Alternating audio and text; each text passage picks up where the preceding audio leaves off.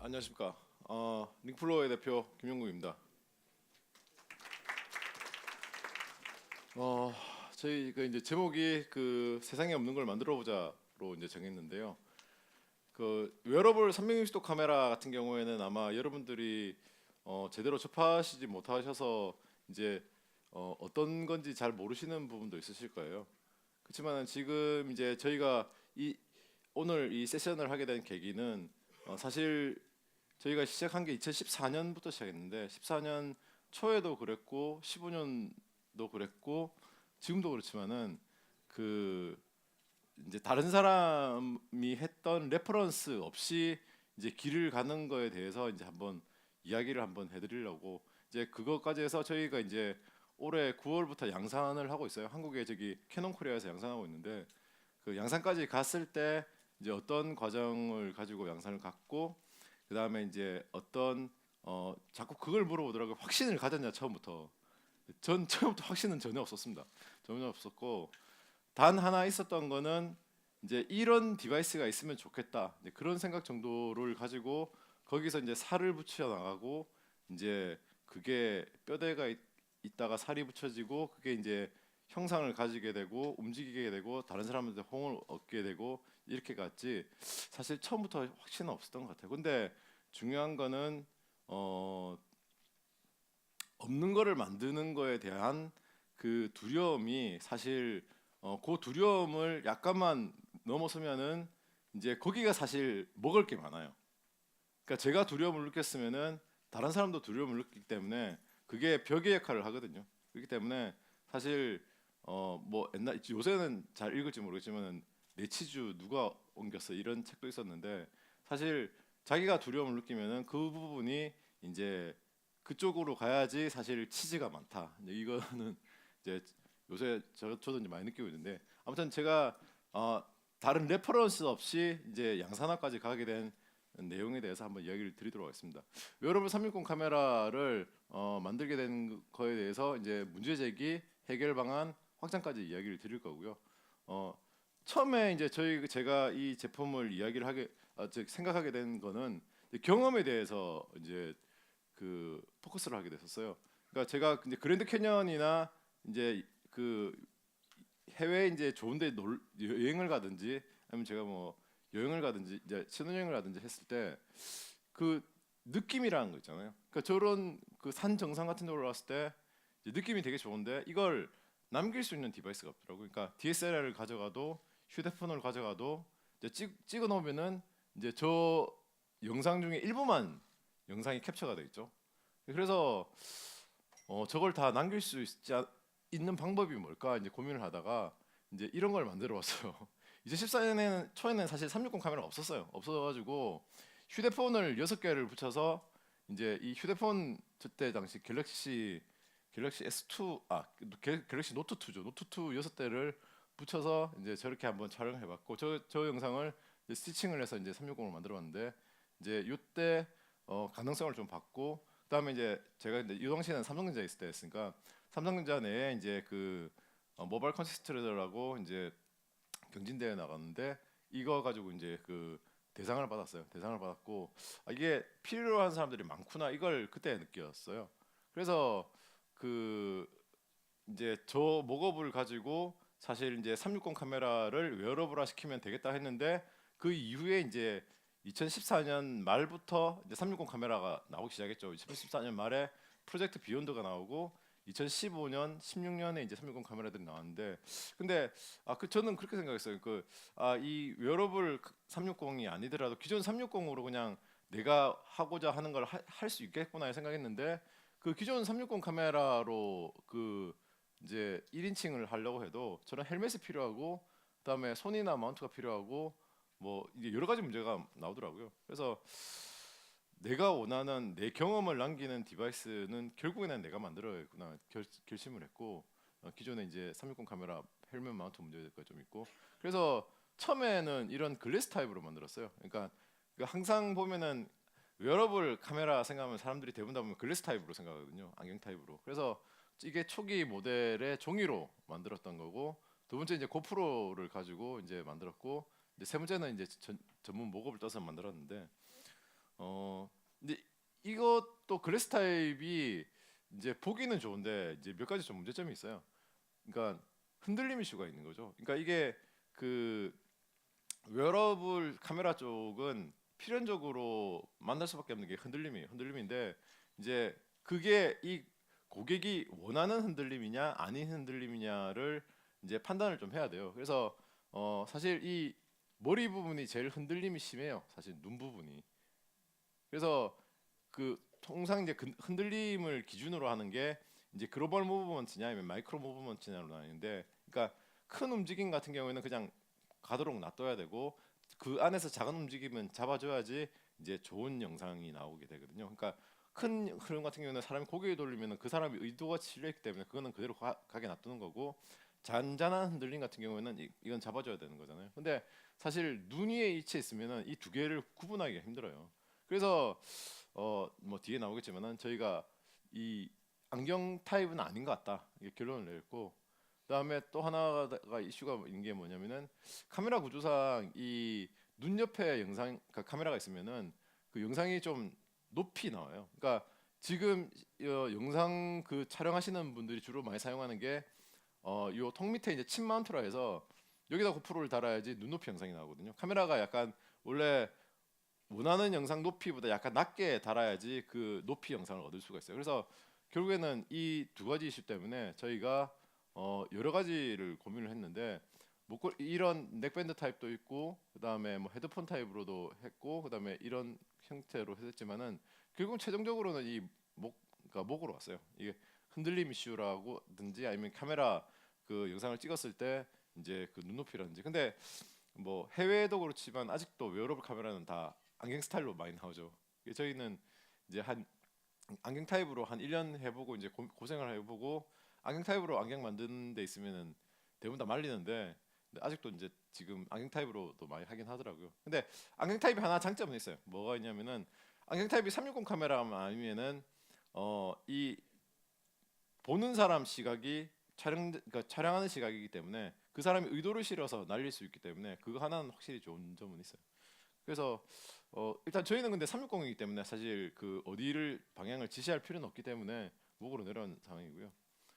그래서 이제 이런 스타일로 이제 그 목에 걸고 하는데 이제부터는 다른 문제가 나오죠. 이제 목에 착용을 하고 이제 360도를 촬영하다 보니까 이제 턱하고 이제 어깨가 나오기 시작하는 거예요. 그래서 이걸 어떻게 해결하나 했는데, 저희가 이제 이거를 하다가 이제 특허도 내고 있지만은 기본적으로는 저희가 그 초점 거리가 가깝게 걸려 있는 부분은 영상에서 제거를 시켜요. 턱도 그렇고 그다음 어깨도 그렇고 제거를 시키기 때문에 영상에 나오지는 않고요. 그래서 기본적으로는 안경 타입 대비 이제 흔들림도 적고 그다음에 이제 두 손이 자유로운 상태에서 찍히지만 이제 턱이나 어깨 이런 문제가 이제 해결이 됐기 때문에 이제 좀 깔끔한 영상을 얻을 수 있고요. 그래도 지금 사실 목에 있어도 지금 흔들림 부분이 많아서 지금 저희가 기본적으로는 그 육축 센서를 내장을 했어요. 그래서 그 프레임 간 회전 및 이동 흔들림을 어느 정도 방지해서 지금 저희가 지금 현재 지금 360 카메라 나온 거 중에 흔들림 방지를 가장 잘하는 데가 이제 고프로 퓨전이 제일 잘하는데, 이제 그 정도 그게 EIS인데 EIS급 정도까지는 저희도 나와요. 그래서 기본적으로는 그러니까 전 프레임하고 후 프레임하고 비교해서 특징점 기준으로 흔들림 잡는 거 하나 하고, 그다음에 이제 육축 센서 활용해 가지고 그 이동 변이가 어디서 이동했는지 그걸 역산해서 이어서 각 카메라 위치간의 중심점 기준으로 얼만큼 뒤틀어졌는지 그 정보를 줘서 흔들림 잡는 거 하나 해서 총 두 가지를 해서 지금 저희가 어느 정도 흔들림을 잡았고요. 그다음에 이제 저희가 웨어러블이다 보니까 가장 고려를 해야 되는 게 사람 신체 사이즈가 진짜 각 국가별로 다 틀려요. 근데 이제 저희가 지금 삼성에 있을 때 이제 이런 데이터를 좀 많이 가져왔는데, 저희가 일단 지금 신체 데이터를 가지고 있는 게 평균 데이터가 한 전 세계 한 85% 정도는 가지고 있어요. 그래서 이 저희 넥밴드 타입으로 돼 있으면은 이 안에 이너 클립을 교환을 하게 해서 이제 그 각 국가별로 이제 목 사이즈 대응을 할 수 있도록 했고요. 그다음에 기구 같은 경우에도 지금 이제 저희가 그 롯데 첨단 소재하고 같이 개발을 해서 이런 이제 메탈 느낌이 나는 제품이면서 이 사실 360 카메라가 이 웨어러블 카메라가 좀 뭐 저희가 이미 한다고 이야기는 많이 했지만 후발주자들이 좀 하기 힘든 부분이 360 카메라가 어려운 게 카메라 간 거리가 딱 붙어 있어야지 360 카메라를 하기가 좀 쉬워요. 근데 이제 저희는 웨어러블 카메라는 어쩔 수 없이 카메라 간 거리가 지금 뭐 한 15cm, 20cm 벌어져야 되는데 이게 카메라 간 거리가 벌어지면 벌어질수록 뭐 영상을 해보신 분은 아시겠지만은 안 붙어요. 영상이 안 붙기 때문에 어 사실 저 부분이 되게 난제였는데 지금 일단 그 부분도 난제고 또 다른 부분이 뭐냐면은 이 카메라 간 거리가 멀어지더라도 카메라 간 그 각도란지 거리란지 이게 리지드해야 돼요. 움직이면 안 되는 거예요. 그러니까 움직이면은 다시 컬러 칼리브레이션을 한 번 더 돌려야 돼요. 근데 사실 뭐 소비자들이 사용하면서 컬러 칼리브레이션 돌릴 이유도 없을 거고 그런 문제점이 있기 때문에 그걸 기구에서 저는 잡았어요. 기구에서 메탈을 안 쓰고도 기구가 리지드하게 버틸 수 있도록 잡았고 그다음에 이제 그래서 이제 카메라 간 거리가 이제 정확한 각도를 유지를 해서 영상이 이제 붙일 수 있도록 한 거고요. 그다음에 이제 저희가 그 신경을 많이 쓴 부분이 하드웨어가 처음에 저희가 나왔을 때는 이 정도 사이였었어요. 130에 108 미리 정도 되겠죠. 미리인데 여기서 이제 3 카메라였는데 3 카메라를 줄이고 해서 사실 이게 뭐 여러 가지 문제가 있지만 보드가 처음부터 이렇게 크게 난 이유가 이 3 카메라를 사실 동시에 하기가 조금 힘들어요. 음, 기존에 지금 대부분 360 카메라가 투 카메라잖아요. 카메라가 두 개 달려 있는데 두 개까지는 사실 지금 싱크로너스 모드가 있어요. 그런데 이제 세 개부터는 어싱크로너스 모드, 그러니까 타임 시분할이죠. 타임 시분할로 해서 이제 1번 카메라 찍고 2번 카메라 찍고 빨리 왔다 갔다 하면서 하기 때문에 이게 그냥 휴대폰 정도를 이제 찍으면 가능한데 이제 예를 들어서 60프레임이면은 30프레임 나눠서 찍는다 이렇게 가능한데 이게 360 카메라에서는 쓸 수가 없어요. 이런 그 타임 시분할을 타임 쉐어링을. 그래서 저희가 이 3 카메라를 동시에 싱크로너스 하는 부분이 가장 난제였고 그 부분이 지금 이제 하는 방법들은 여러 가지 있는데 뭐 FPGA를 뜬다든지 아니면은 뭐 먹스를 쓴다든지 여러 가지 방법인데 각각 장단점이 있어요. 장단점이 있어서 저희는 최종적으로는 그냥 AP에다가 저희가 직접 프로그램을 하는 방식을 썼는데 그러니까 이런 여러 가지 관련해서 하나를 선택하는 이런 부분이 사실 좀 어려운 부분이었고 그다음에 저희가 또 한 부분을 더 넣은 부분이 지금 이제 그 인디바이스 스티칭 부분이 있어요. 그러니까 기존의 360 카메라들은 대부분 다 보면은 스티칭을 폰이나 PC 쪽으로 넘겨요. 요새 요 근래 이제 나오는 것들은 이제 인디바이스 스티칭들이 좀 나오기 시작하는데 어 예전에는 기어 360이나 삼성의 기어 360이나 아니면은 뭐 리코 같은 경우에도 이제 360 카메라로 찍으면은 그걸 폰이나 PC로 넘겨서 이제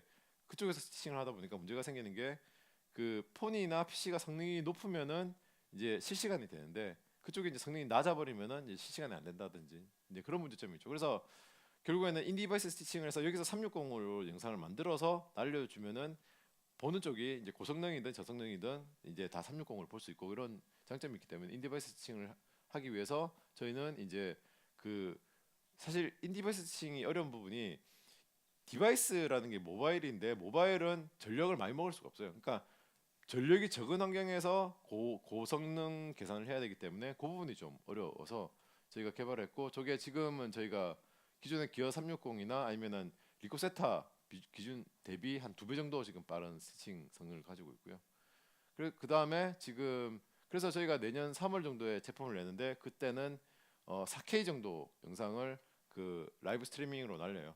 그 와이파이든 아니면 LT 저기 5G 되겠죠. 5G 통해서 날리든 해서 하면은 대역폭은 지금 많이 줄여서 한 8K 8Mbps 정도 나오고 저장 용량은 지금 1시간당 한 6GBps 정도면 할 수 있도록 지금 만들었고요. 원래는 사실 저희 최종 타겟은 지금 8K까지는 올리는 게 지금 최종 타겟인데 저희가 사실 이 360 카메라를 만들 때 가장 많이 받는 질문 중에 하나가 360 카메라면은 3D 왜 안 하세요? 계속 그 이야기를 봤는데, 근데 저희도 사실 예전에 뭐 3D를 하기 위해서 카메라를 또 6개로 늘려보고 했는데 3D가 사실 없어지는 그 해상도가 사실 8K예요. 8K 정도까지 가면은 거의 입체감이 느껴지는 정도까지 되기 때문에 사실 저희는 판단하기에는 3D가 별로 필요 없다고 지금 생각해서 일단은 지금 해상도를 높이는 쪽으로 지금 방향을 잡고 지금 진행하고 있고, 내년에 나오는 제품은 지금 4K 정도 대역폭으로 나오고 있습니다. 그래서 지금 현재 저희 제품을 폰의 외장 카메라로 활용해서 이 360 영상을 폰을 통해서 다른 쪽 폰에서 볼 수 있도록 돼 있고요. 이제 이렇게 되면은 이제 만약에 누군가가 저희 걸 착용하고 폰을 들고 여행을 가든지 아니면 뭐 프로야구 경기장을 간다든지 하면은 이제 멀리 있는 사람이 이제 이 폰을 가지고 폰을 VR에 꽂아서 이제 거기 있는 것처럼 느낄 수가 있는 거죠. 그게 가능해지는 거고요. 그래서 이게 지금 내년에 원래 저희 3월에 나오는 4K 라이브 제품이 되고, 앞에 봤던 그 종이로 만드는 그런 제품보다는 이제 많이 나아졌죠. 디자인이 많이 나아졌고, 그 다음에 뭐 이렇게 하면은 이제 뭐 두 손이 자유롭고 즉시 촬영이 되고 이런 장점들이 좀 있고요. 일단 내년에 저희가 좀 이벤트를 생각하는 거는 이제 스키 점프 하는 사람이나 KT하고 지금 이제 내년에 스키 점프 하는 사람이나 패러글라이딩 하는 사람한테 이제 목에 채워서 이제 이런 사람들의 경험을 실시간으로 이제 공유를 하는 쪽으로 방향을 잡아가지고, 그러니까 특별한 경험을 한번 실시간으로 공유를 시켜보자. 이게 이제 저희 첫 번째 목표거든요. 그래서 뭐 패러글라이딩이라든지 아니면 스키 점프라든지 이런 사람들을 이제 저희가 섭외를 해서 이제 그런 사람들 경험을 실시간으로 한번 공유를 한번 시켜보려고 생각 중이고요. 그다음에 저희가 사실 저런 앞에 보셨던 그런 그 360 영상이 이제 사실 모든 경험이라고 치면은 그 경험 시장 중에 보안 시장은 일부예요. 근데 이 보안 시장만 해도 사실은 되게 큽니다. 그래서 지금 저희가 사실 매출이 일어나고 있는 쪽은 사실 이 보안 시장이에요. 보안 시장이고, 저희가 이 기존의 바디캠, 웨어러블 캠이 전방만 촬영되는데 저희가 360도로 촬영되는 이 보안용 카메라도 있거든요. 이게 P360 시큐리티인데 이렇게 이제 360도로 촬영하는 것 때문에 지금 이제 일본이나 이런 데 이제 지금 수출이 되고 있고요.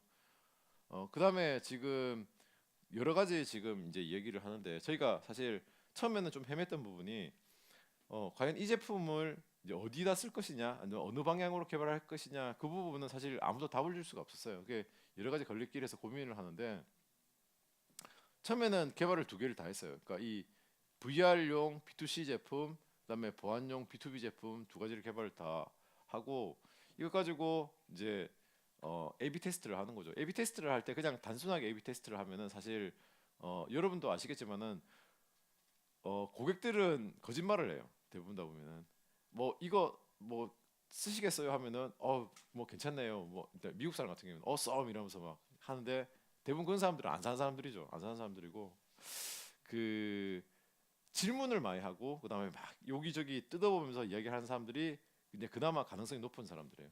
그래서 저희 같은 경우에는 초기 전시장이나 아니면은 그런 이제 관심을 가져서 오래 이야기했던 사람들 위주로 이제 저희가 준비했던 VR용 B2C 제품과 B2B 제품을 이제 이야기를 하고, 가장 중요한 거는 사람들의 이제 사한테 서베이를 할 때 가장 중요한 거는 그 퀘스천에어를 잘 만들어야 돼요. 그러니까 그냥 이거 나오면 쓰시겠어요? 아니면 이거 좋아요? 이렇게 이런 식으로 물으면은 답이 뻔하게 나와요. 그렇기 때문에 대부분 다 퀘스천에는 정말 고민을 많이 해서 이제 만약에 예를 들어서 당신이 이런 상황에서 이러이러한 상황이면은 이제 이런 제품 두 가지가 있으면은 뭘 선택하시겠습니까? 이렇게 한다든지 그런 퀘스천에어를 좀 잘 만들어서 A/B 테스트를 했고, 저희가 판단하기로는 이 VR용 제품보다는 이 보안용 제품이 확실하게 시장은 있다 싶어서 사실 이 지금 현재로서는 보안 시장 제품을 먼저 양산을 해서 이제 그걸부터 지금 수출을 하고 있고요.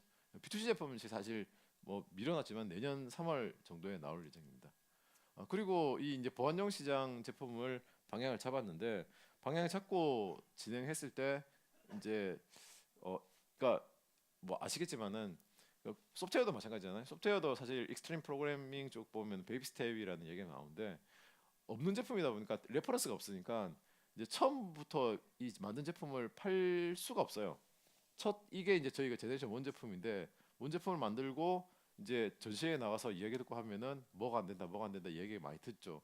이 첫 제품 같은 경우에는 360으로 지키고 이제 옆에 배터리 팩인데 배터리 팩하고 본체가 있는 부분이 있는데 이 카메라 부분하고 본체 부분을 분리를 할 수 있기를 원하더라고요 고객들이. 그래서 결국에는 그 방향 자체를 이제 그 360도를 지키면서 이 카메라 부분하고 본체 부분을 분리를 할 수 있도록 만들었고, 그다음에 또 이제 나가니까 본체가 너무 크대요. 그래서 이제 다시 그 여러 가지 고민 끝에 이제 본체하고 익스터널 배터리를 만들어서 이제 본체 부분을 사이즈를 이 기존 거 대비 한 80, 한 70% 정도로 줄였어요. 줄이고 카메라 부분도 좀 개선을 하고, 그래서 지금 젠 3까지 나와서 제너레이션 3를 지금 수출하고 판매를 하고 있는데요. 그러니까 이 사실 이 베이비 스텝이라는 게 저희가 그냥 제너레이션 1 부분만 나와서도 판매를 할 수 있겠지만 가장 문제가 되는 게 그 이 고객들의 이야기를 이제 대부분 다 많이 받으실 거예요. 많이 받으시는데 이걸 과연 어디까지 듣느냐가 관건이 있어요. 다 들어줄 수도 없고 그다음에 안 들어줄 수도 없기 때문에 그 부분을 판단을 잘 하셔야 되는데 대부분 다 보면은 판단의 기준은 하나였어요. 그러니까 핵심 기능이 뭐냐? 그러니까 우리가 추구하는 핵심 기능이 뭐냐? 뒤에도 얘기 나오지만은 사실 엔지니어, 저도 이제 엔지니어 출신이지만은 엔지니어 출신들은 욕심이 많아요. 사실 이런 제품을 만들다 보면은 뭐 360도 카메라도 하고 얼굴 인식도 넣고 그다음에 컨텍스트 어웨어네스도 넣고 그다음에 여러 가지 다 하고 싶은 게 많아요. 근데 지금 진짜로 하다 보면은 그런 욕심을 버려야 돼요. 딱 우리는 360 카메라만 만들겠다. 딱 웨어러블 360 카메라만 만들겠다. 거기다가 포커스를 해야지. 사실 여기서 뭐 여기다가 AI 넣고 그다음에 얼굴 인식 넣고 이런 식으로 하면은 배가 산으로 가기 시작하는 거예요. 그래서 일단 저희는 핵심 기술에 포커스하자. 물론 저희도 뭐 AI 하려고 하고 그다음에 뭐 컨텍스트 어웨어네스나 하려고 하면 할 수는 있어요. 근데 중요한 거는 이제 과연 그렇게 한다 했을 때 그게 이 제품을 사는 사람들이 그 기능 때문에 사느냐 놓고 봤을 때는 그거는 사실 부가적인 기능이지, 그 사람 이 제품을 사는 사람들은 이게 피사체를 놓치지 않고 360도로 착용하고 촬영이 되기 때문에 사는 거지. 뭐 얼굴 인식을 해서 얼굴 인식 되면 좋아요. 좀 좋은데 이제 언젠가는 갈 건데 그게 사실 기본은 아니라고 생각해서 저희는 기본적으로 이제 기본 기능에 충실한 형태로 조금씩 이제 기능을 올려서 제너레이션 3까지 왔고 이걸 이제 판매 중이고요. 그다음에 이제 스피럴 모델도 마찬가지로 지금 저희가 이제 그 처음부터 이제 그 스타트업은 어쩔 수 없는 것 같아요. 대기업 같은 경우에는 사실 뭐 DV, PV, PR 뭐 이런 식으로 이제 그 워터폴 모델로 이제 쭉 할 수 있는데 그 스타트업 같은 경우에는 사실 여러 가지 변경점들이 생길 수밖에 없거든요. 생길 수밖에 없기 때문에 항상 거기에 맞출 수 있는 조직을 만들어 놔야 되고요. 그러니까 앞에서 만약에 예를 들어서 소프트웨어가 좀 바뀌게 되면은 기구도 여기를 바꿔달라 하면은 빨리 바꿀 수 있는 조직으로 만들어야 되고, 그러니까 그 결국에는 기획단으로 다시 한번 갔다가 다시 그게 반영돼서 하드웨어 소프트웨어 기구 영향을 미치고 오고, 그게 다시 한번 더 이제 변형이 있으면 아까 앞에 보셨던 베이비 스텝 모델로 다시 기구로 하고 이거 왔다 갔다 하는 거를 너무 두려워하시면 안 돼요. 대기업 같은 경우에는 사실 한번 기획 단계에서 픽스가 되면 그 끝까지 쭉 가야 되잖아요. 그래서 대부분 다 보면은 뭐 옛날에 자기가 대기업에서 경험해왔던 사람들이 나와서 스타트업을 하게 되면은 이제 기획단에서 픽스가 되면은 사실 뒤에 이제 DV 단 이후로 가면은 이제 바꿀 수 없다, 이게 머릿속에 많이 박혀 있는데 사실 그렇게 하면 안 되고 지금 항상 기획이나 앞에 그 이제 방향 부분은 바뀔 수 있다는 걸 염두에 두고 이제 개발을 해야 되는 거고요. 그래서 이제 저희가 지금 보안 시장으로 해서 지금 일본 시장에 나가고 있고, 그다음에 이제 저희가 지금 생각하고 있는 거는 저희 제품을 가지고 이제 그 휴대폰까지 지금 해보려고 생각 중이거든요. 이게 휴대폰으로 하게 된 이유는 지금 뭐 여러분도 느끼겠지만은 스마트폰은 지금 이제 거의 끝이 다가왔다고 지금 저희 생각하고 있어요. 그래서 스마트폰을 어느 정도 대체할 제품을 이제 웨어러블 제품이 있을 거라고 생각하는데, 웨어러블이 크게 세 가지 포팩터 정도가 있어요. 그 안경 타입이 있고 넥레스 타입이 있고 그다음에 이 시계 타입, 워치 타입이 있는데 예, 저희 이 넥레이스 타입이 가진 장점이 이제 배터리가 첫 번째가 있고요. 지금 이제 시계가 한 500mAh 정도고 한 안경이 한 1000mAh인데 저희가 넥레이스 타입이 지금 3000 정도 들어가거든요. 그래서 배터리와 그다음에 입하고 제일 가까운 이런 장점이 있기 때문에 저희가 지금은 360 카메라지만 여기다가 이제 휴대폰 기능까지 이어서 저런 그 레이저 프로젝터를 실어서 이제 휴대폰까지 2020년까지 진출할 예정이고요. 예, 그렇습니다. 일단 그래서 저희 제품 자체는 웨어러블 360도를 시작을 했고, 그다음에 A/B 테스트를 거쳐서 보안 시장을 먼저 했고, 그다음에 내년에 VR 제품이 나오고, 최종적으로는 2020년까지 휴대폰까지 넘어갈 거고요. 그다음에 이제 저희 제품 저희가 이제 이런 제품을 만들면서 아까 처음에 서두에도 말씀드렸지만은 확신을 했냐고 했을 때 확신이 사실 그렇게 크진 않았어요. 크진 않았는데 지금 이제 어쩔 수 없이 교차 검증만이 살 길이고 앞에서 얘기했지만은 소비자가 항상 거짓말을 한다는 염두에 두고 서베이 자체를 되게 생각을 많이 하시고 이제 그 퀘스천헤어라든지 그런 식을 잘 생각하시고 하셔야 되고, 그다음에 제일 중요한 거는 고객도 내부 고객하고 외부 고객이 나뉜다는 것도 염두해 주셔야 돼요. 그러니까 그 여러분들이 밖에 나가서만 물어보려고 생각하지 말고 회사 안에 있는 여러분 직원한테도 많이 물어보세요. 그러니까 직원들이 그냥 대놓고 물어본다고 해서 되는 게 아니고 직원들도 고객이라고 생각하고 물어보면은 사실 거기도 답을 많이 찾을 수가 있거든요. 많이 찾을 수가 있기 때문에 그렇고, 그다음에 제일 중요한 거는 사실 첫 번째도 그렇고 두 번째도 그렇지만은 설득을 할 때 가장 중요한 거는 설득하는 대상이 라이트 퍼슨인지를 보고 설득을 해야 돼요. 설득이 그러니까 사실 대부분 다 보면 사람들이 다른 사람에 대해서 판단하기에는 5초만 그 정도 걸린다고 이야기를 하잖아요. 5초만에 대부분 다 판단을 내리는데 이제 뭐 저 사람의 인상이라든지 느낌이라든지 뭐 아니면 학력이라든지 아니면 지역이라든지 이런 식으로 하는데 그게 사실 이미 어떤 사람을 설득을 해야 된다 했을 때 이미 결론이 다 나는 경우가 되게 대부분 많아요. 근데 그 그래도 자기가 만약에 어떤 일을 해야 된다 하면은 그 사람 말고 다른 사람을 통해서 한다 손 치더라 판이 있더라도 라이트 퍼슨을 찾아야 돼요. 라이트 퍼슨. 그러니까 이 사업을 함에 있어서 가장 중요한 게 라이트 퍼슨 찾는 게 가장 중요한데, 그러니까 그 저희도 이제 투자를 받을 때 이 그 기존에 있는 VC나 이런 쪽을 찾아가는 것보다 우리 제품이 필요한 사람이 누구인지 그걸 먼저 생각하고 찾아가서 이제 시작을 했거든요. 그러니까 설득도 마찬가지로 이 안 될 것 같은 사람을 설득을 하는 것보다 일단 우선 될 만한 사람을 타겟을 잡고 그 사람을 설득을 하는 방향으로 해야지 사실 확률도 올라가고 이제 그다음에 그게 일을 시작하는데도 첫 경이거든요. 그래서 가장 중요한 거는 라이트 퍼슨을 찾는 게 가장 중요하고요. 그다음에 저기 그 밑에 있는 이야기인데 그 목마를 곳에서 콜라를 팔아야 된다고 하는데 목마른 곳이 아니에요. 목마를 곳이에요. 그 어, 여러분들이 만약에 제품을 만들게 되면은 이 제품을 가지고 여러 사람한테 물어볼 거예요. 뭐 네가 이 제품 있으면은 쓸 것 같아? 괜찮을 것 같아?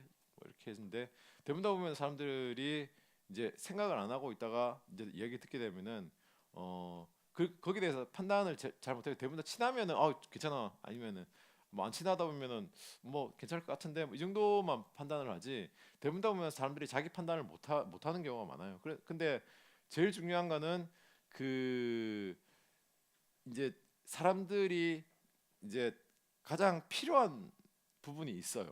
필요한 부분인데 그 부분이 우리가 예를 든 게 이제 목마를 곳에서 콜라를 팔아라 하는 부분이었는데, 예를 들어서 제가 저번에 이제 이 웨어러블 360 카메라를 가지고 사실 투자자를 찾아다니는 것보다 저희는 대기업이나 아니면은 뭐 네이버 같은 이런 데 이제를 찾아왔어요. 왜냐하면 네이버 같은 경우에는 스트릿 뷰를 만들잖아요. 스트릿 뷰를 만들기 때문에 제가 생각하기에는 이 웨어러블 360도 카메라가 있으면은 이제 길거리 스트릿 뷰가 아니고 실내 스트릿 뷰를 만들 수 있을 거라 생각해서 찾아왔었고 그때 되게 이야기가 진행이 잘 됐어요. 그러니까 어떤 제품이 있으면은 이 제품을 가지고 누군가가 필요할 거다 그런 생각을 잘 하셔야 되고, 그 생각을 가지고 이 생각을 가진 사람이 있겠지 하면은 대부분 가보면은 맞아요. 그게 맞기 때문에 적어도 이제 한 10곳 중에 한 곳은 내 기술 내 제품을 원하는 사람이 있고, 그래서 그런 사람을 먼저 누가 내 제품이나 내 기술이 필요할지 생각하고 그걸 파고 들어가는 게 이제 첩경인 것이고요. 그다음에 이제 좋은 제품을 하는데 가장 중요한 거는 혁신성하고 보편성이 트레이드 오프 관계가 있다는 게 가장 어려운 부분 중에 하나예요. 그러니까 혁신성이 이제 올라가 버리면은 그러니까 뭐 최첨단이죠. AI 뭐 머신러닝 이랬는데 사람들이 이해를 못 해요. 이게 보편성이 떨어져 버리는 거죠. 그러니까 그렇다고 보편성을 올려 버리면은 이제 사람들이 이제 신선함을 못 느끼는 거죠. 이거 뭐 기존에 나온 거 아니야? 뭐 이런 식으로 이야기하게 되고. 그래서 대부분 다 이 기획을 하시는 분들이나 아니면 처음에 제품을 만드시는 분들이 가장 생각을 많이 하셔야 되는 부분이 이 혁신성하고 보편성의 이 트레이드오프 관계를 잘 맞춰서 이제 제품을 내야 되는데, 자 그러면은 이 혁신성하고 보편성을 어떻게 맞추느냐, 그 이야기가 나올 거예요. 대부분 답은 여러분들이 실제적으로 사용하고 있는 주변 사물들에 있어요. 그러니까 새로운 제품을 만들더라도 그 기존에, 그러니까 너무 그러니까 완전히 사람이 봤을 때 이해 못하는 제품이 나오면은 어, 실패할 가능성이 높아요. 그러니까 저희도 사실 그 카메라, 웨어러블 카메라인데 봤을 때 이제 블루투스 헤드셋하고 똑같이 생겼죠. 근데 그런 식으로 사실 접근을 하면은 이제 저거는 목에 거는 제품이구나. 사실 그 하나만 사람들한테 인식이 있고 시작을 해도 되게 수월해요. 그래서 기존에 만약에 어느 정도 뭐 이제 성공이라기보다는 사람들한테 받아들여서 사용하고 있는 제품이 있으면은 그 제품에서 한 스텝 더 확장시켜서 들어가면은 이게 좀 성공할 가능성이 높지. 아예 처음부터 완전 새로운 형태로 제품을 만들어 버리면은 이게 안 받아들일 가능성이 되게 높기 때문에 그 혁신성하고 보편성을 트레이드 오프 관계를 맞추기 위해서는 기존 제품을 많이 보고 거기서 이제 확장하는 형태로 나가시는 게 유리하다 생각되는 거고요. 그다음에 이제 하드웨어 변동이 사실 자주 들어가는데, 사실 하드웨어가 뒤에 가서 변동하는 것보다 앞에서 변동하는 게 좋기 때문에 그 MVP, 그러니까 미니멀 비주얼 프로토타입이죠.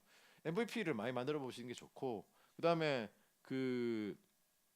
여기도 이제 얘기했지만은 가장 중요한 게 이제 시제품 개발도 가설을 증명하는 단계거든요. 그래서 고객 문제를 해결하는 핵심 기능에 집중을 하시라고. 이거는 진짜 몇 번을 이야기해도 중요하다고 생각하고 있어요. 왜냐면은 항상 진짜로 그 엔지니어들이나 이렇게 모여서 하다 보면은 배가 산으로 가는 경우가 많기 때문에 이 과연 우리가 지금 하는 방향이 고객 문제를 해결하는 핵심 기능이 맞는지, 아니면은 나중에 하든지 지금은 잠깐 스킵하고 일단 이 기능에 집중하자, 이런 식으로 진행을 하는 게 맞는 거고요. 그다음에 아까 앞에서 말씀드렸듯이 하드웨어도 린하고 스피럴하게 진행해야 되고, 그다음에 가급적이면은 제품을 이제 좀 이런 라인업을 가지고 가시고 싶으면은 그 두 부분으로 분리를 하셔서 가시는 것도 방법 중에 하나예요. 틱톡, 이게 통상 인텔이 많이 사용하는 방법인데, 인텔은 그 이제 그러니까 집적도를 한 번은 높이고 한 번은 그 안에 있는 그 인테저 연산자를 바꾸고 이런 식으로 틱톡으로 가는데, 저희 같은 경우는 어떻게 했냐면은 이 카메라 부분하고 본체 부분을 분리를 할 수 있기 때문에 본체가 한 번은 이제 무게 사이즈를 절반을 줄이고, 그 다음번에는 카메라를 여기에 이제 적외선 카메라나 아니면은 그 저조도 카메라, 썸멀 카메라들을 단단지 하는 식으로 카메라를 한번 업데이트하고 본체를 한번 업데이트하고 이런 식으로 이제 매년마다 바꿀 수 있는 형태로 만들어 놨거든요. 그래서 이제 저렇게 틱톡 형태로 가는 것도 괜찮고요. 그다음에 그 하드웨어를 단순하게 하고 대부분 다 소프트웨어로 업데이트를 할 수 있는 게 가장 베스트입니다. 기본적으로 하드웨어를 바꾸는 것보다 훨씬 더 저렴하기 때문에 설계를 하는 단계에서부터 대부분 다 하드웨어, 그러니까 기능 부분은 소프트웨어로 펌웨어 업데이트 할 수도 있도록 하는 게 가장 좋고요. 그다음에 이제 이 가장 중요한 게 경험이 많은 PM이나 아니면 양산 기술을 지원할 수 있는 공장을 이제 찾는 게 가장 중요한데, 제일 중요한 부분은 이 사출 공장이에요. 그러니까 이 금형 쪽이겠죠. 금형 쪽인데 사출 공장을 일단 잘 잡으면은 사출 공장에서 금형이라든지 다른 부분은 다 소개가 시켜서 진행해 나갈 수도 있고, 그다음에 이제 여러분들이 만약에 스케줄링을 할 때 생각을 미리 좀 해주셔야 되는 게 인증 부분도 돈하고 시간이 좀 많이 들어요. 많이 들고 그다음에 해외 공장 나가는 부분도 만약 초기에는 사실 이 하드웨어를 만들다 보면은 중국 공장이나 베트남 공장 쪽에 이제 유혹을 좀 많이 느끼실 건데 장단점이 있어요. 중국 공장 같은 경우에는 이제 심하면 한 3분의 1, 한 절반까지도 싸긴 싼데 이제 왔다 갔다 하는 비용이라든지 아니면 가서 이제 체류하면서 이제 있어야 되는 이제 그런 비용을 고려해 보면은 초창기에 한 1년까지는 국내에서 하는 거나 중국 가서 하는 거나 거의 비슷해요. 비슷하고 베트남은 조금 쌀 수 있어요. 베트남은 지금 베트남이 한 5분의 1 선으로 보시면 되거든요. 5분의 1 선으로 보면은 거기는 약간 싼데 그것도 초창기에는 약간밖에 차이가 있기 때문에 한국에서 만약에 먼저 하시고 어느 정도 안정화가 된 다음에 이제 베트남으로 가는 걸 좀 권해드리고요. 아우 시간이 없네요. 이게 생각보다. 전자파트 같은 경우는 검증된 부품과 검증된 기술을 사용하시고 그다음에 이 이제 전자기적 특성을 양산형 PCB를 설계를 할 때는 이제 처음부터는 원가 절감 하시기보다는 불량률 절감 위주로 좀 가시고요. 그다음에 검증된 장비하고 업체를 사용해서 하시면 되고 기구 같은 경우에는 이게 QDM하고 정식 금형, 패밀리 금형이 있는데 요 마케팅 계획을 보셔서 이게 대부분 나오면은 QDM하고 정식 금형하고 그렇게 큰 차이는 없는데 QDM 같은 경우에는 이제 약간 싸요. 그래도 가격이 싸기 때문에 초기에 만약에 그 대수가 한 몇천 대, 몇 K 기준으로 하면 QDM을 하시고 몇만 대 기준으로 하시면 정식 금융을 하시면 되고요. 그다음에 알사추라고 후가공이 있는데 요게 지금 이제 원가 사추 상승이 되게 많아지는 부분 중에 하나거든요. 그래서 그 후가공 쪽은 가급적이면 없을 수 있는 플라스틱, 그러니까 TPU 소재 쓰는 쪽으로 많이 갔으면 좋겠고요. 그다음에 품질 파트 같은 경우에는 그 요거 IQC가 OQC 공정 관리 요 기본이 충실을 해야 되고 그다음에 동일 증상이 동일 증상 재현이 나오는 게 가장 좋습니다. 왔다 갔다 하는 게 문제지 사실 동일 증상 계속 나오면 이거는 잡을 수 있는 거고요. 그다음에 지금 사실 이 하드웨어 스타트업을 하는데 가장 어려운 부분이 이제 앞에서 얘기했지만은 우리 생각에는 뭐 양산품을 생산해서 매출 발생해서 이익이 발생해서 개발에 제출하고 시제품 나오고 이렇게 되겠지만은 현실은 이렇지 않죠. 현실은 아이디어 나와서 시제품 나와서 시제품을 들고 판매처에 가면은 판매처는 양산품을 원하죠. 양산을 위해서는 양산품을 원해서 양산품을 개발하면은 양산을 위해서는 돈이 필요하고 돈은 또 양산품에서 나와야 되고 이런 그 양산 딜레마에 들어가게 돼 있어요. 양산은 통상적으로 봤을 때는 아무리 간단한 제품이라도 한 10억 이상 들게 되거든요. 결국에는 돈 문제로 귀결이 되는데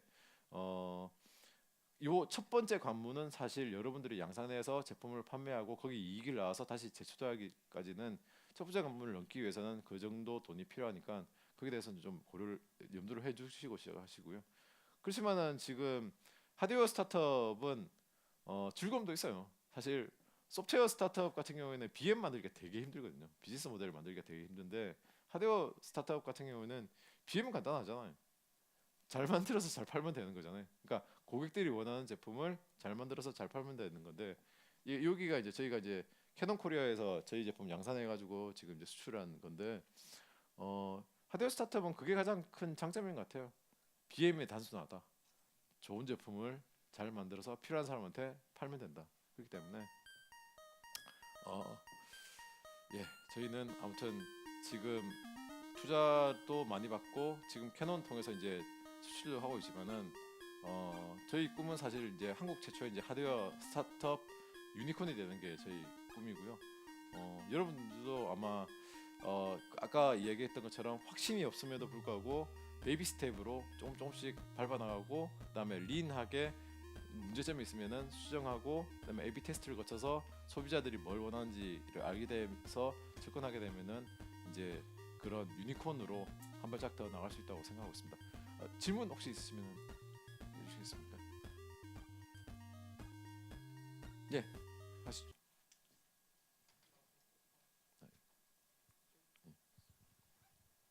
저 아까 카메라가 떨어져 있으면 스티칭이 잘 안 된다고 하셨는데요. 예, 예.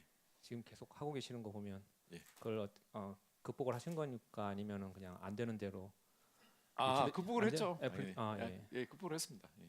소프트웨어로 극복하신 겁니까? 예, 소프트웨어로 다 극복을 했죠.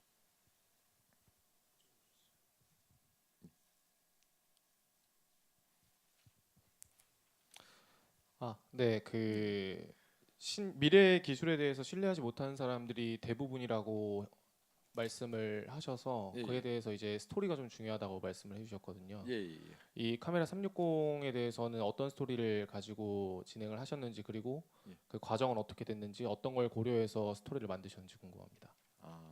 그러니까 사실 미래 기술이라는 게 이제 뭐 언론이나 아니면은 여러 군데서 떠들긴 하지만 사람들이 그러니까 예를 들어서 뭐 인공지능이라든지 그다음에 그런 것들이 오 되게 신기하다 뭐 좋네 이 정도까지지만 그게 이제 어디 쓰지 이런 거에 대해서는 사실 뭐 좀 사람들이 잘은 알지 못해요. 360 카메라도 마찬가지로 처음 나왔을 때 오 신기하다 오 신기하다 그 끝이거든요. 그러니까 사람들이 그냥 신기하다 레벨에서 대부분 다 끝나는 거라서 이게 나는 이게 꼭 필요해 이 정도 레벨까지 넘어가는 게 좀 쉽지는 않더라고요. 그래서 사실 360 카메라 제가 웨어러블 360 카메라를 만든다고 했을 때도 사실 신기하고 되게 좋다 야 이게 360도로 다 보이고 하는데 근데 이거 어디 쓰지? 그런 이야기를 많이 들었어요. 근데 어 그래서 이제 이야기를 하고 하다 보가 이제 이 360 카메라가 필요한 부분이 아까도 이야기했지만은 보안 부분이다. 그러니까 지금 저희가 이 웨어러블 360도로 하면서 여기다 얼굴 인식하고 그다음에 미아 찾기 기능이라든지 이런 거 다 들어가 있거든요. 그래서 사실 기존의 바디캠이나 웨어러블 카메라가 전방만 촬영됐는데 이거 하나만 극복을 해도 완전 차세대 제품이 돼버리더라고요. 지금 이제 저희가 이 360도를 지키는데 이제 범인 얼굴 인식이라든지 아니면 미아 얼굴 인식이라든지 해서 지금 조금씩 이제 팔리고 있는데 그런 360 카메라 그러니까 360이 됐던 AI가 됐던 머신러닝이 됐던 이런 신기술이 나오면은 사람들이 기술은 좋은데 이거 나는 어디 쓸지 모르겠어. 아무튼 기술 좋다야. 이렇게 하는데 그런 식으로 정확하게 그 사람이 이 신기술이 나왔고 이 신기술이 쓰이는 것까지 다이제스트를 해야지 그 사람들이 받아먹기 때문에 저희 같은 경우는 360을 좋다야뿐만 아니라 이런 보안 시장 통해서 범인 근거나 미아 찾기 정도까지 스토리를 만들어서 이제 실제 고객한테 납품까지 한 거거든요. 그러니까 그런 식으로 이제 좀 다이제스트가 좀 필요한 부분이죠. 예, 저기 마이크 좀 주십시오.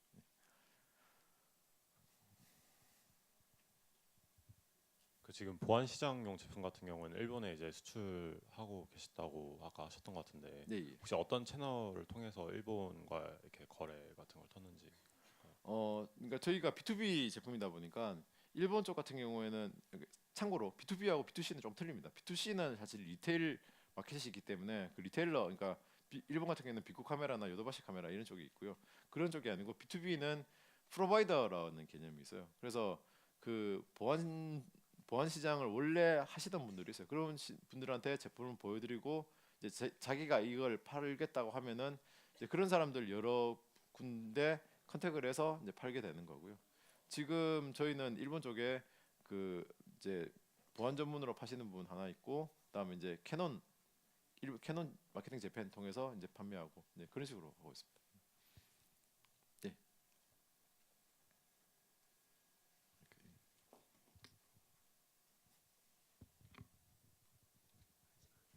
예, 예. 혹시 진행하시면서 예, 예. 이거 그만해야 되지 않나라는 생각이 드셨던 순간이 예. 있으시면 어떤 순간에 그런 생각이 들었고 예. 또 그걸 어떻게 넘기셨는지 궁금합니다. 많이 들었죠. 그만둬야 되는 생각은 많이 들었죠. 그다음에 사실 저도 그 사업을 해야 된다고 생각하고 나와서 사업을 한 게 아니고 이제 2016년에 그 회사에 있다가 이제 그 회사인 삼성전자에 있다 삼성전자 안에서 이제 카메라 사업을 접으면서 이제 이 아이템이 이제 사장될 뻔해서 이제 내가 이걸 사업을 하겠다고 해서 들고 나와서 했는데 그 가장 이제 그 힘들었던 부분 중에 하나가 과연 이 길이 맞느냐. 그다음에 저하고 이제 같이 나왔던 이사들이 나는 딴 거는 모르겠는데 이건 아닌 것 같다 이런 식으로 이야기를 해서 그 이사들을 설득할 때 사실 진짜 그만두고 싶었어요. 그때 사실 이 웨어러블 360 카메라를 안 하고 다른 아이템을 하려고 아이템도 준비를 하고 있었어요. 그 아이템이 뭐냐면은 베개에서 베개 소음 제거 베개인데 이제 그 그런 뜻은 해요. 그 프로토타입까지 만들었어요. 그거 지향성 스피커하고 그다음에 ANC라고 하죠. 액티브 노이즈 캔슬링 써서 이제 옆에 코 고는 사람이 코 고는 소리가 안 들리게 하는 베개였어요. 그것까지 만들었는데 자꾸 이사들은 이 베개를 만들어서 팔자고 그러는데 저는 사실 이 나와서 원래 만들고 하고 싶은 분야는 웨어러블 360도 카메라가 있는데 이제 그런 식으로 사실 이 방향이 맞다는 걸 다른 사람한테 그러니까 이해를 시켜주고 방향을 끌고 나갈 때가 진짜 제일 하기 싫었고 그만두고 싶은 상황이었거든요. 그래서 항상 스타트업들이 초기 나오면은 피버팅을 많이 해요. 저희도 한번 피버팅할 뻔했는데 근데 지금 와서 생각해 보면은 대부분 원래 하던 게 하는 게 맞아요. 한 80% 이상은 원래 하시려던 거 하시는 게 맞아요. 그게 맞지? 아니면은 막 이거 하다가 아닌가 보다 해서 막 방향을 트시는데 거의 제 생각엔 한 80% 이상은 원래 하는 게 하려고 했던 걸 하는 게 맞다고 생각합니다. 네. 끝났습니까? 네, 알겠습니다. 네, 저 여기까지 발표드렸고요. 꼭 저기 그 하데오 스타트업 잘 하셔가지고 성공하시기 바랍니다. 감사합니다.